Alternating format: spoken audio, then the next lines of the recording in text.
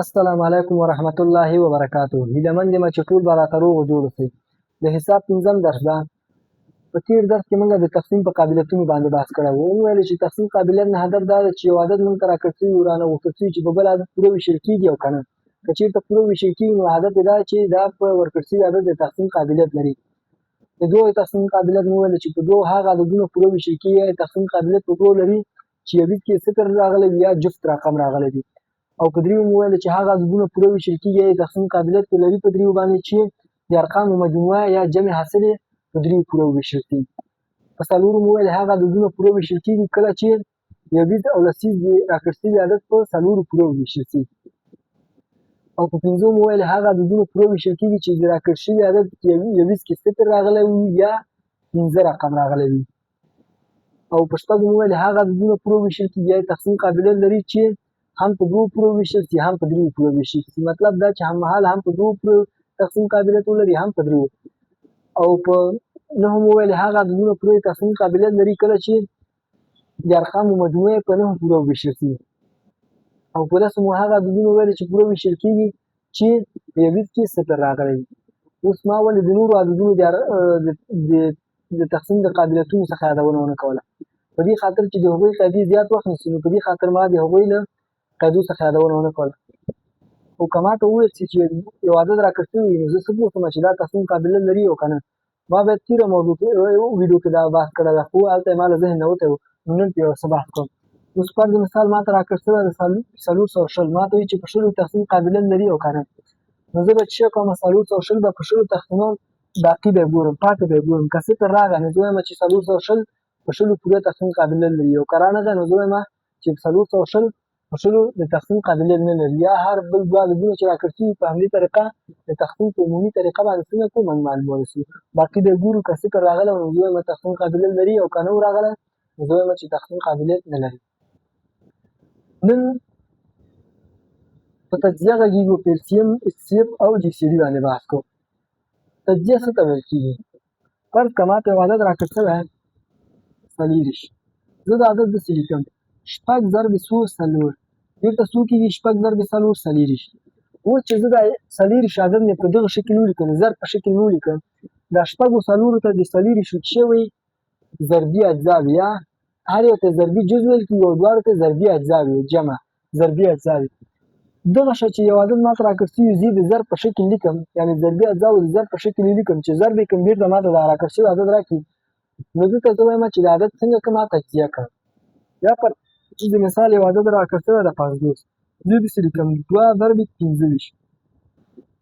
اوس چې په دغه شکل زه د عدد لیکم 50، نو زه وایم چې 50 مې تجزیه کړې ده په څو؟ 2 25 ته څه ویل کېږي؟ د 50 ضربي اجزاوې ویل کېږي. یعنې مطلب دا چې 50 په 25 پوره ویشل کېږي، په 2 پوره ویشل کېږي. ما مخکې یادونه وکړه کله چې یو عدد په بل عدد پوره ویشل شي، مطلب یې څه ده؟ قاسم. یعنې 25 د 50 قاسم ده او 2 هم د څه دی؟ 50 قاسم ده. نو تجزیه څه شوه؟ د یو عدد لیکل دي په کوم شکل باندې؟ د هغه د ضربي اجزاو په شکل باندې. یعنې د هغه فکټورونه د ضرب په شکل لیکلو ته څه ویل کېږي؟ تجزیه ویل کېږي. د یو عدد فکټورونه د ضرب په شکل لیکلو ته تجزیه ویل کېږي. یا د یو عدد لیکل د هغه د ضربي اجزاو په شکل، ضربي اجزاو د ضرب په شکل لیکلو ته څه ویل کېږي؟ تجزیه ویل کېږي. فرض مثال زه لرم 6 دا عدد زه داسې لیکم چې 6 ضرب 6. اوس دا 6 ته څه ویل کېږي؟ د 6 ضربي اجزا ویل کېږي. یا داسې دا 6 لیکلی شم چې 2 ضرب 3 دې ته 6 کېږي که نه؟ چې ضرب یې کړمه دا ټول عددونه 6 راکوي، نو دا ما اوس عددونه مې ټول د ضرب په شکل لیکلي، نو دا 6 مې څنګه کړي؟ تجزیه کړي. دلته یو عملیه چې موږ یو عدد اخلو په څه باندې د شکل لیکو؟ د همغه عدد د ضربي اجزاو د ضرب په شکل لیکو، دې ته ویل کېږي تجزیه. تجزیه ویل کېږي. یو څه عددونه موږ لرو چې هغه ته ویل کېږي اولیه عددونه یا لومړني عددونه، یا هم ورته ساده عددونه ویلی شي، چې په انګلیش کې ورته پرایم نمبر ویل کېږي. او یو ډول نور عددونه لرو چې هغه ته مرکب عددونه یا غیر اولیه عددونه. څه مطلب؟ اولیه عدد ما ته راکړل شوی ده 3. دا 3 داسې یو عدد ده چې په 3 پوره تقسیمېږي، چې څو رسېږي؟ یو. 3 داسې یو عدد ده چې په 1 پوره تقسیمېږي، څو رسېږي؟ 3. نو دا 3 خپل ځان او یو نه په بل پرته په بل عدد نه ویشل کېږي پوره. نو زه وایم چې دا درې چې ده یو اولیه عدد ده یا ساده عدد ده یا لومړنی عدد ده. یا فرض مثال زه لرم دوه. دا دوه داسې یو عدد ده چې په دوو پورې تقسیمېږي چې یو رسېږي، او دوه داسې یو عدد ده چې په یو پورې تقسیمېږي چې څو رسېږي دوه. نو زه وایم چې دا دغه دوه عددونه پرته په بل پوره عدد نه ویشل کېږي، یعنې له خپل ځان او یو نه پرته په بل عدد پوره نه ویشل کېږي. نو زه ته وایم چې دا دوه لومړنی عدد ده. یا زه لرم 19. 19 داسې یو عدد ده چې په خپل ځان پوره ویشل کېږي، مطلب دا چې په 19 وویشم یو رسېږي، او دا 19 داسې یو عدد ده چې په یو پوره تقسیمېږي چې څو ده 19. نو زه وایم چې 19 یو لومړنی عدد ده، یعنې له خپل ځان او پرته په بل عدد پوره نه ویشل کېږي. نو لومړني عددونه هغه عددونه دي، یا ساده عددونه هغه عددونه دي، یا اولیه عددونه هغه عددونه دي چې په خپل ځان او یو پوره تقسیم شي، یعنې دوه قاسمونه ولري. څو قاسمونه ولري؟ دوه قاسمونه ولري، یا دوه فکټورونه ولري، یا دوه ضربي اجزا ولري. مرکب عددونه هغه عددونو ته ویلی سو، یا کمپاوند نمبر هغه عددونو ته ویل کېږي کوم چې د خپل ځان او پرته په بل عدد هم پوره تقسیم شي، یعنې له دوه نه ډېر قاسمونه ولري، یا له دوه نه ډېر فکټورونه ولري. څه مطلب؟ که دېرش زه ولرم فرض مثال، دا دېرش په هر عدد په خپل ځان ویشل کېږي، په یو ویشل کېږي، خپل ځان او یو خوا نه ویشل کېږي. که له ځان او یو نه پرته په بله نه ویشل هغه ته مرکب ده. دا دېرش اوس په پنځو پوره ویشل کېږي، په شپږو ویشل کېږي، په 15 ویشل کېږي، په خپله 10 ویشل کېږي، په 2 ویشل کېږي. نو دا اوس په 10 ویشل کېږي او په 3 ویشل کېږي او په 10 ویشل کېږي. دا وګوره له خپل ځان نه پرته یو ځان نه پرته په نورو عددونو څنګه څو پوره وویشل کېږي. نو زه وایم چې دا عدد څه ده؟ یو مرکب عدد ده.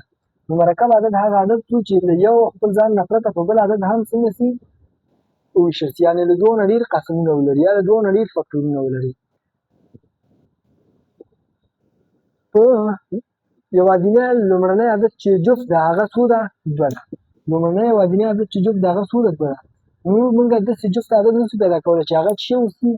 اولیه اوسي. یعنې نو ټول اولیه عددونه جفت عددونه هغه څه دي؟ مرکب دي. یوازینی جفت عدد چې اولیه ده هغه څه ده؟ دوه ده. او لومړني عددونه ټول څه دي؟ تاغ دي. مطلب مې دا نه ده چې هر اولیه عدد څه ده؟ تاغ ده. فرض مثال 15 تاغ ده، خو دا یو څه ده؟ مرکب ده. په یو ویشل کېږي، په 5 ویشل کېږي، په 3 ویشل کېږي، په 15 ویشل کېږي. دا اوس په څلورو عددونو پورې وویشل شو. نو اوس 15 یو تاغ عدد ده، خو اولیه عدد نه ده. نو ټول اولیه عددونه څه دي؟ تاغ عددونه دي. مطلب مې دا نه ده چې هر تاغ عدد څه ده؟ اولیه ده، بلکې مطلب مې دا چې هر اولیه عدد هغه څه ده؟ تاغ ده. یعنې په خپل ځان باندې ویشل کېږي پوره، او په یو پوره ویشل کېږي. دا تجزیه چې موږ کوو په لومړنیو عددونو باندې، مطلب یې دا ده چې د ضربي اجزاوې داسې عددونو ته ولیکه چې ټول څه اوسي؟ اولیه اوسي. فرض مثال 504. دا کومه ښه تجزیه کېږي؟ 504. داسې یو خط به کش کړو، دلته به ولیکو. دوه نه به شروع کړو، په دوو تقسیمېږي که نه؟ هو په دوو تقسیمېږي، دلته به ولیکو 2. 15 تقسیمې 2 څو کېږي؟ دلته کې دا به تقسیم کړي. 15 تقسیمې 2 څو کېږي؟ داسې کولی شو چې ولیکو. خو 15 تقسیمې 2 څو کېږي؟ دلته څو ورکړمه؟ 2. 2 2 4. منفي کوم څو پاتې کېږي؟ 1. 0 راښکته کوم. 15 2 10. بیا څو پاتې کېږي؟ 4. 0 پاتې کېږي. څو راښکته کوم؟ 4. 2 2 4. هلته چې ضرب کومه څو راځي؟ 4. پاتې څو راځي؟ 0. نو پوره ورسېدل. نو دلته څو ولیکمه؟ 252. په همدې ترتیب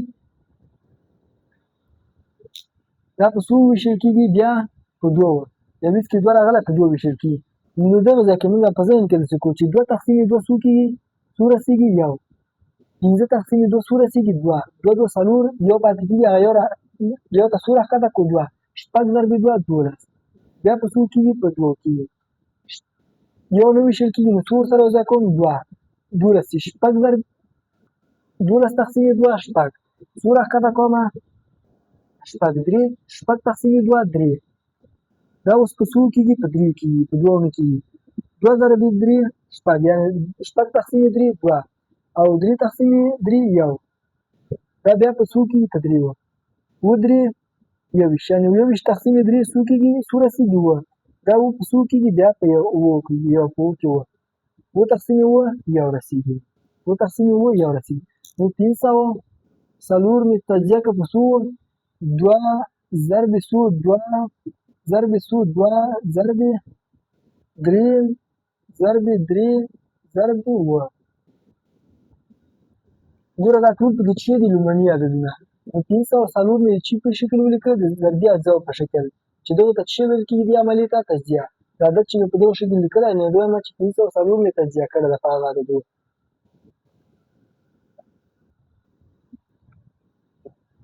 یا فرض مثال ماته څوک بل عدد راکړي 144 ماته وایي تجزیه کړه په دوو کېږي په لومړنیو عددونو تجزیه کړه یعنې ضربي اجزا مې ټول څه ولیکه لومړني عددونه 19 تقسیم 2 14 تقسیم 2 اووه 4 تقسیم 2 2 بیا په دوو کېږي 9 تقسیم 2 3 رسېږي پوره 3 دوه شپږ یو پاتې کېږي یو ته څو راښکته کومه 2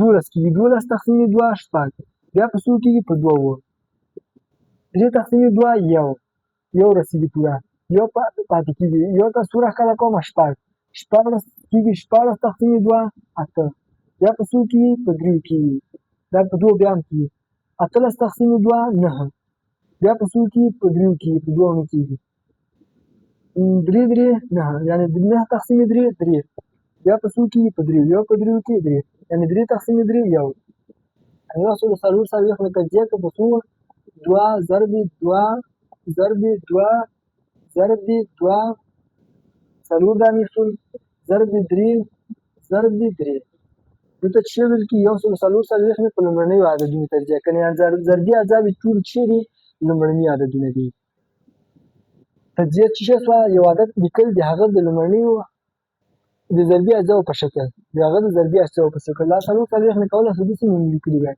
په دې شکل مې تجزیه کړو چې 12 ضرب څو 12 چې بېرته ماته یو څو راکوي څلور څلوېښت دا هم څه ده تجزیه ده دا هم څه ده تجزیه ده او دا لومړني عددونه نه دي هغه چې دي لومړني عددونه دي دغه شکل باندې چې ما تجزیه کړي هغه ته وایي په لومړنیو عددونو تجزیه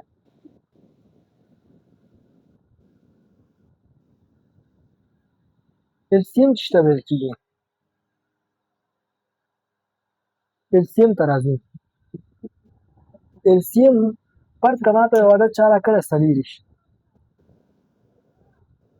اول به GCD ووایي GCD یا HCF یو عدد چا راکړی 40 بل عدد یې راکړی 30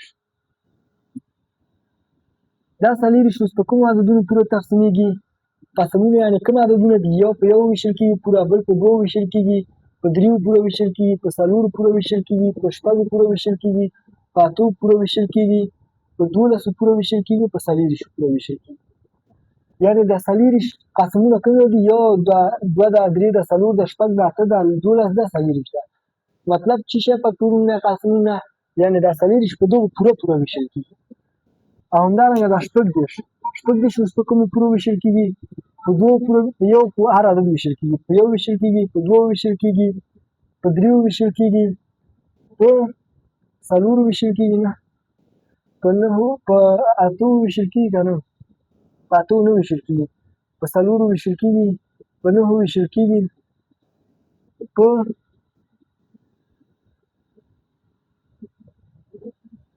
شپږو ویشل کېږي ځکه چې په دریو ویشل کېږي په دوو ویشل کېږي نو په شپږو ویشل کېږي په بل کوم عدد ویشل کېږي په 12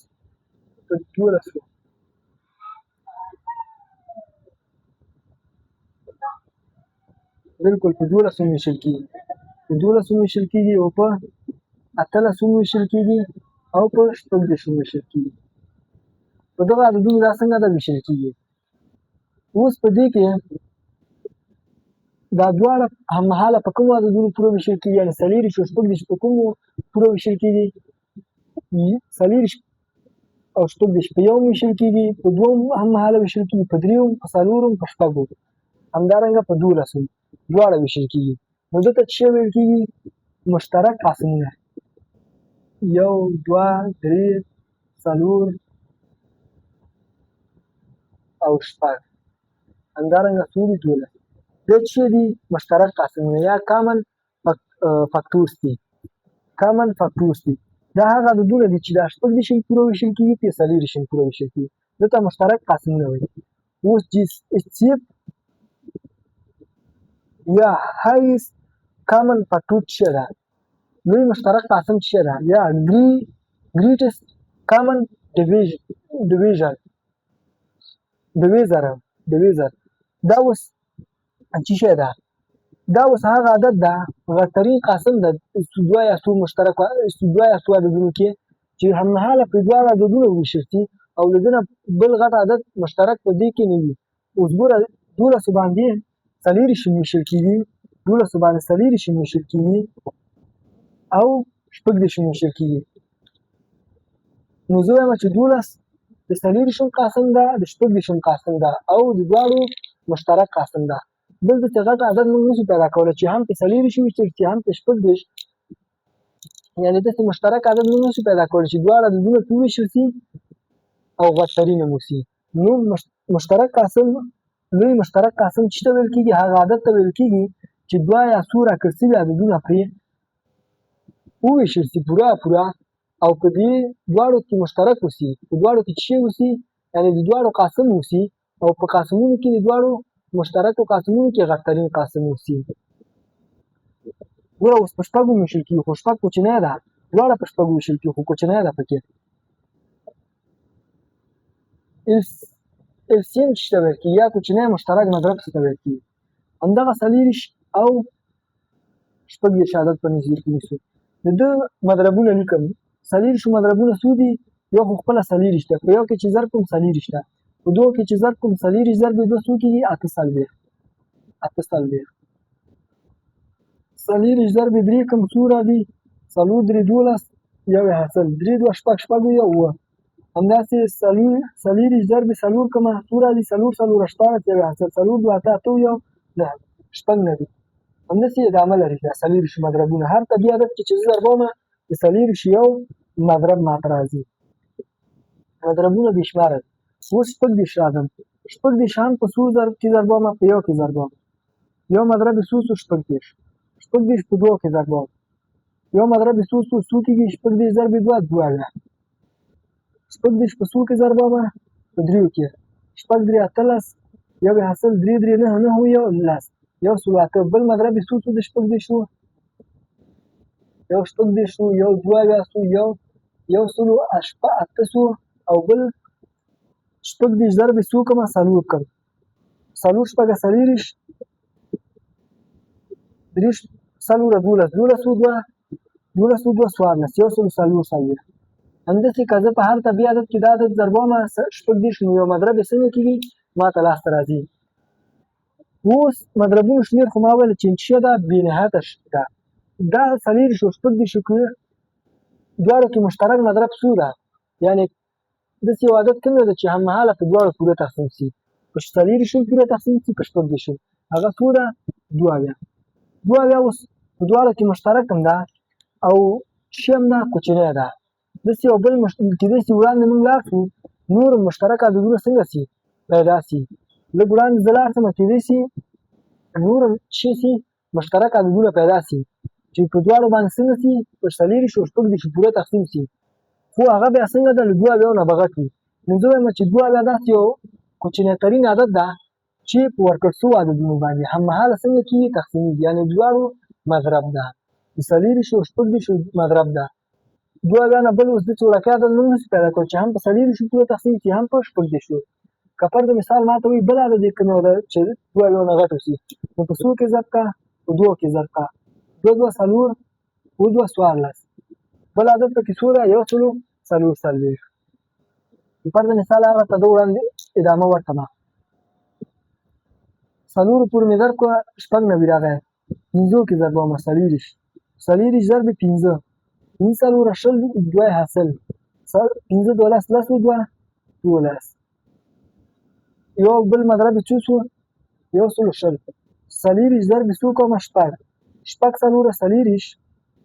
څلوره څلور دېرش دوه یې حاصل شپږ څلوره څلور دېرش دوه یې حاصل شپږ دوه دولس دوه څوارلس بل عدد پکې څو راغی 140 اوس وګوره دا 140 هم چې ده مشترک ده نو دا هم چې ده ګډ مضرب ده خو کوچنی نه ده د دوه یو نه څنګه ده غټ ده نو اوس که مانه بل هر غټ مضرب یې غواړي چې مشترک وي په دواړو کې همداسې په طبیعي عددونو کې څنګه کوه ضربوه اوس دوه بیا په څو کې ضرب کړه په دریو کې بل مشترک مضرب لاسته راځي دوه بیا په څو کې ضرب کړه په څلورو کې بل مشترک مضرب یې لاسته راځي همداسې په هر طبیعي عدد کې چې ضربومه مشترک مضربونه یې لاسته راځي خو هغه به څه اوسي له دوه یو نه غټ اوسي نو کوچنی مشترک مضرب چې دواړو عدد ده LCM هغه څو شو LCM څو شو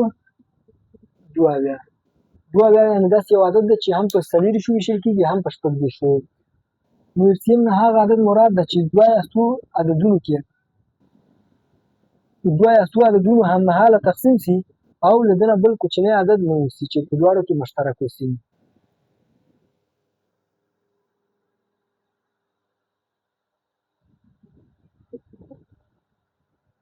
په دې موضوعاتو کې انشاءالله عبارتي سوالونه هم حلوو همدارنګه د کتاب د مکتب چې کوم نصاب کې حساب برخه ده هغه باندې هم یو ریوي کوو او عبارتي سوالونه سخت عبارتي سوالونه همدارنګه ساده عبارتي سوالونه په دې باندې تفصیلي بحث کوو مثالونه پکې حلوو د تعالی دې وکړي چې علمونه مو یو څه زده کړي وي